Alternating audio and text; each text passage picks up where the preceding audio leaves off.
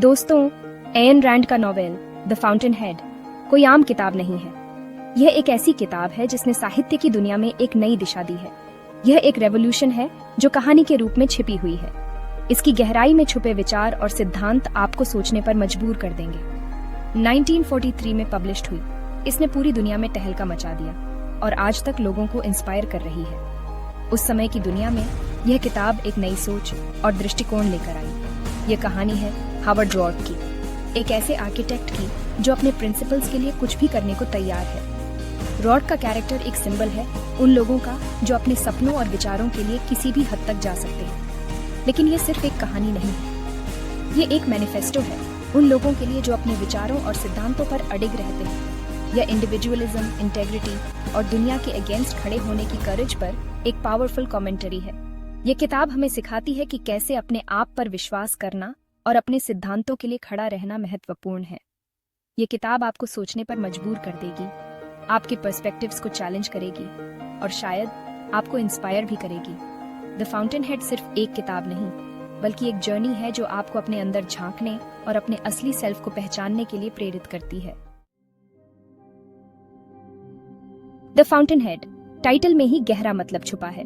ये क्रिएटिविटी के सोर्स की ओर इशारा करता है, हमारे अपने इंडिपेंडेंट विचारों और कर्मों का ओरिजिन। एन रैंड का मानना था कि असली क्रिएशन अंदर से आती है, न कि बाहरी वैलिडेशन या एनक्यूएल से। जैसे एक फाउंटेन हेड नदी का सोर्स होता है, वैसे ही हमारा अपना इंडिविजुअलिटी हमारे एक्शंस और क्रिएशंस का सोर्स होना चाहिए।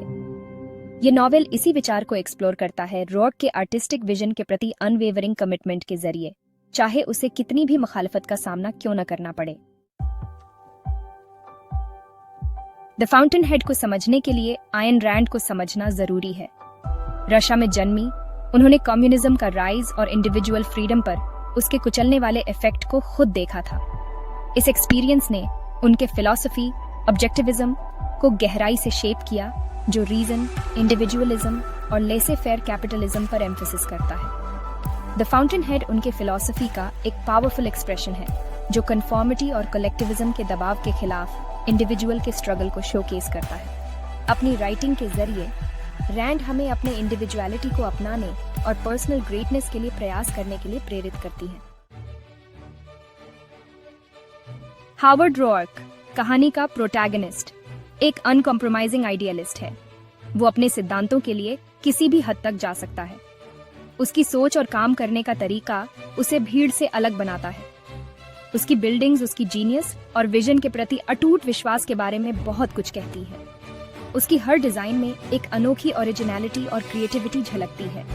वो फेम, फॉर्चून या सोशल एक्सेप्टेंस के लिए अपनी आर्टिस्टिक इंटेग्रिटी से समझौता करने से इनकार करता है। उसके लिए उसकी कला और उसके सिद्धांत सबसे ऊपर है। वो ऐसी बिल्डिंग बनाना पसंद नहीं करेगा जिसमें उसे यकीन नहीं है। उसकी हर क्रिएशन में उसकी आत्मा और उसका विश्वास झलकता है, चाहे उसे ऑब्स्क्यूरिटी में ही क्यों न स्ट्रगल करना पड़े। वो अपने सिद्धांतों के लिए अकेले लड़ने को तैयार है। रॉर्क रैंड के फिलॉसफी में आइडियल मैन को रिप्रेजेंट करता है, रैशनल, इंडिपेंडेंट और खुद के प्रति सच्चा। उसकी कहानी हमें सिखाती है कि सच्ची सफलता वही है जो अपने सिद्धांतों पर अडिग रहते हुए हासिल की जाए। Section 5. Dominique Tuohy Keating, A Study in Contrasts. This section delves into the intricate personalities and philosophies of these three characters, each representing a different facet of human nature and ambition. The Fountainhead सिर्फ एक आदमी की कहानी नहीं है, बल्कि यह एक गहरी और जटिल नैरेटिव है, जो इंडिविजुअलिज्म और कलेक्टिविज्म के बीच के संघर्ष को दर्शाता है। डोमिनिक फ्रांकोन, कॉम्प्लेक्स और इंडिपेंडेंट फीमेल लीड, जो अपनी खुद की पहचान और स्वतंत्रता के लिए संघर्ष करती है। पीटर कीटिंग, रॉर्क का क्लासमेट और आर्किटेक्चरल राइवल, जो अपनी एम्बिशन और सक्सेस के लिए किसी भी हद तक जा सकता है। और फिर है एल्सवर्थ टूही, कनिंग और मैनिपुलेटिव आर्किटेक्चरल क्रिटिक, जो अपने हिडन एजेंडास के लिए दूसरों को मैनिपुलेट करता है। Section 6. Individualism versus Conformity. The core conflict. अपने मूल में द फाउंटेन हेड दो विपरीत ताकतों के बीच की लड़ाई है, इंडिविजुअलिज्म और कन्फॉर्मिटी। रॉर्क इंडिविजुअल को रिप्रेजेंट करता है, क्रिएटर को, जो अलग होने की हिम्मत करता है। वो अपने आसपास के सोसाइटी के बिल्कुल ऑपोजिट है, जो कन्फॉर्मिटी, ओबीडियंस और इंडिविजुअल एक्सप्रेशन के सप्रेशन को महत्व देता है। यह कॉन्फ्लिक्ट पूरे नॉवेल में दिखाई देता है, एक ड्रामेटिक ट्रायल सीन में जाकर खत्म होता है, जो हमें सोसाइटी में इंडिविजुअल के रोल के बारे में अपनी वैल्यूज और बिलीफ्स का सामना करने के लिए मजबूर करता है। Section 7 why the fountain head still matters today. 70 साल पहले लिखी गई द फाउंटेन हेड आज भी रेलेवेंट है। सोशल मीडिया के जमाने में जहां कन्फॉर्मिटी और फिट इन होने का प्रेशर पहले से कहीं ज्यादा है, रॉक की कहानी खुद के प्रति सच्चे रहने के महत्व की याद दिलाती है। इंडिविजुअलिज्म, क्रिएटिविटी और अपने पैशंस को परस्यू करने जैसे विषयों की नॉवेल की एक्सप्लोरेशन सभी उम्र के रीडर्स के साथ डीपली रेजोनेट करती है। यह हमें स्टेटस क्वो पर सवाल उठाने, कन्वेंशनल थिंकिंग को चैलेंज करने और अपनी शर्तों पर ग्रेटनेस के लिए प्रयास करने के लिए इनकरेज करती है। Section 8 a personal reflection, my journey with rock. The fountain head पढ़ना मेरे लिए एक ट्रांसफॉर्मेटिव एक्सपीरियंस था। खुद पर रॉर्क का अटूट विश्वास, अपने आइडियल से समझौता करने से उसका इनकार मेरे दिमाग पर एक अमिट छाप छोड़ गया। इसने मुझे अपने चॉइसेस, अपने फियर्स और सक्सेस की अपनी डेफिनेशन पर सवाल उठाने पर मजबूर कर दिया। इसने मुझे और बोल्ड बनने के लिए और ऑथेंटिक बनने के लिए और जिस पर मैं विश्वास करता हूं उसके लिए स्टैंड अप करने से कभी नहीं डरने के लिए चैलेंज किया। Section 9 so who should read the fountain head. यह किताब उन सभी के लिए है जिन्होंने कभी खुद को अलग महसूस किया है, जिन्होंने कभी बड़े सपने देखने की हिम्मत की है, जिन्होंने कभी कंफर्म करने का प्रेशर महसूस किया है।